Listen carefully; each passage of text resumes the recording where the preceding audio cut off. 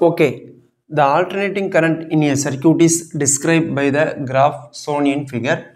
So the RMS current in this graph. இது என்ன graph? IT graph. அதாவது y axisல current, x axisல time. இப்போ RMS value கட்டிருக்காங்க. எத்தனை பார்ட்டுக்கு கிராஃபில்? First part, second part, third part, 3 part இருக்கு. ஓகேங்களா? RMS. RMSனா என்ன மீனிங்? ரூட். First root. மீன்னா என்ன? மொத்தம் எத்தனை வேல்யூ இருக்குது? 1 2 3 மூணையும் கூட்டி 3ஆல் டிவைட் பண்ணணும். அதானே மீன். ஆனால் என்னது? ஸ்கொயர். மேலே ஸ்கொயர் பண்ணணும். அப்போ என்னது?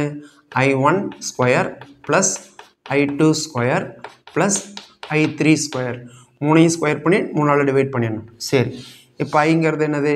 ஒய் ஆக்சிஸில். ஃபஸ்ட்டு பார்ட்டில் I1 எவ்வளோ ஆம்பியரு? 1 ஆம்பியர். 1 ஸ்கொயர். I2 எவ்வளவு? இந்த இது I2 வந்து ஒய் ஆக்சிஸில் எவ்வளோ இருக்குது? 2 ஆம்பியர். 2 ஸ்கொயர். I3 எவ்வளோ இருக்குது? ஒய் ஆக்சிஸில் 1 ஸ்கொயர் பை 3. அப்போ என்ன வரும்? Root of 1 square 1, 2 square 4, 1 square 1 by 3. அப்போ என்ன வரும்?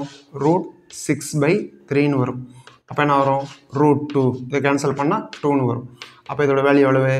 1.414 ஆம்பியர்.